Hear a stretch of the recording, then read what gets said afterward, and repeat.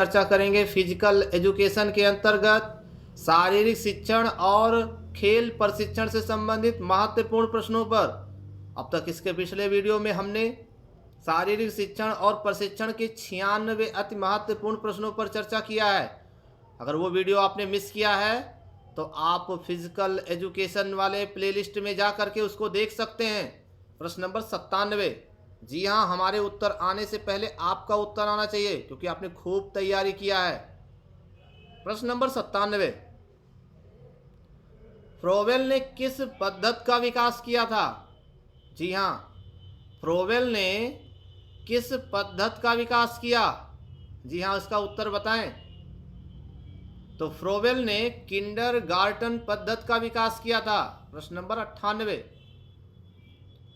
फ्रोवेल ने प्रथम किंडरगार्टन की स्थापना कहाँ पर किया था? जी हाँ, उत्तर आना चाहिए। फ्रोवेल ने प्रथम किंडरगार्टन की स्थापना कहाँ पर की? सही उत्तर जर्मनी में। प्रश्न नंबर 99। प्रथम किंडरगार्टन की स्थापना कब हुई थी? जी हाँ, उत्तर आना चाहिए, सन बताना है आपको। प्रथम किंडरगार्टन की स्थापना फ्रोवेल के द्वारा किस वर्ष की गई? 1837 ईस्वी में।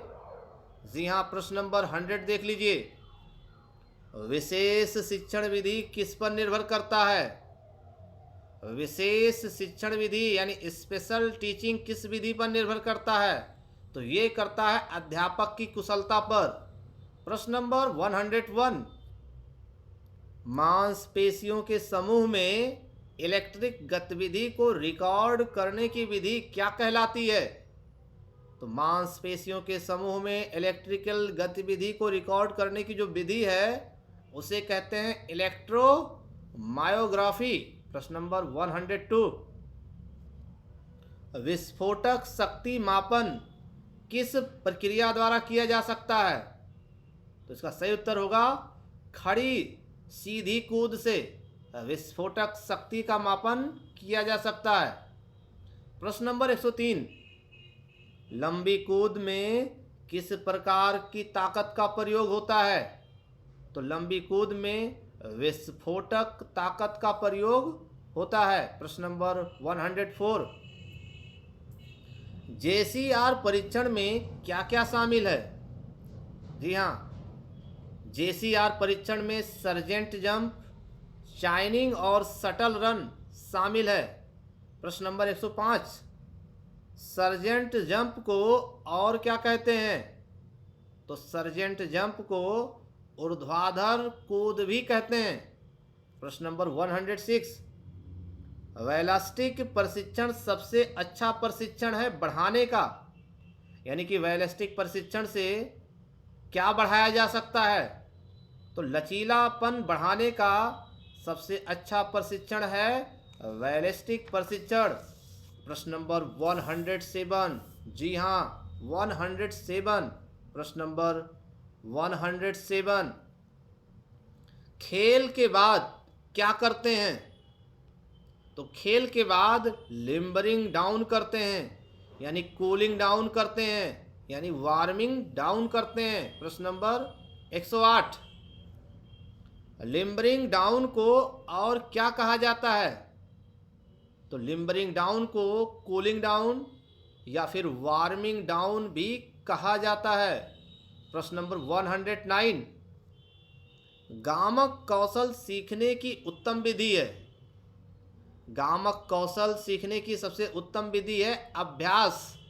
जी हाँ, अभ्यास से इंसान में ही नहीं जानवर में भी कौशलता लाई जा सकती है।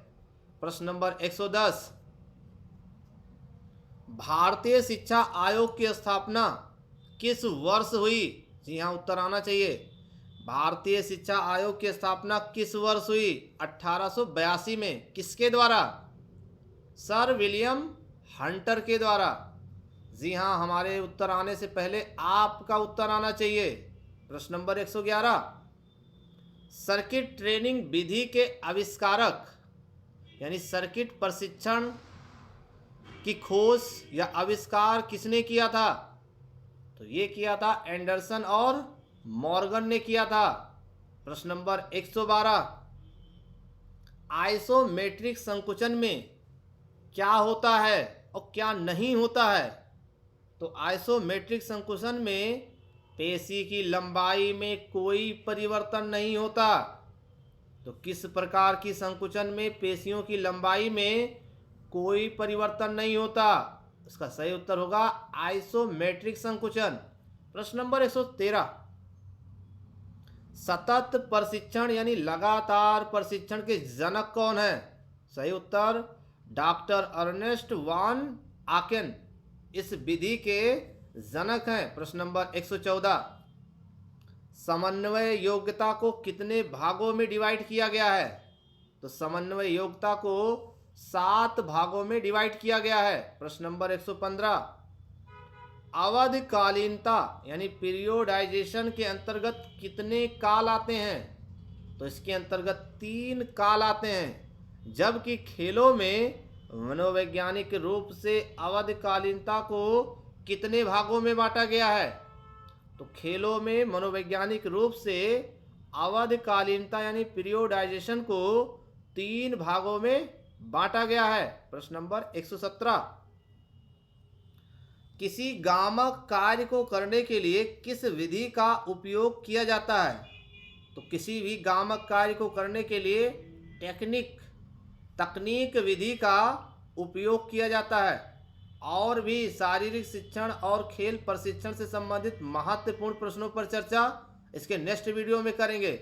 अगर आप हमारे चैनल पर नए हैं तो आप हमारे चैनल को सब्सक्राइब करके आप हमसे जुड़ सकते हैं, ताकि नेक्स्ट वीडियो की नोटिफिकेशन आपको सही समय पर मिल सके। हमारे वीडियोस को देखने के लिए आपको बहुत बहुत धन्यवाद।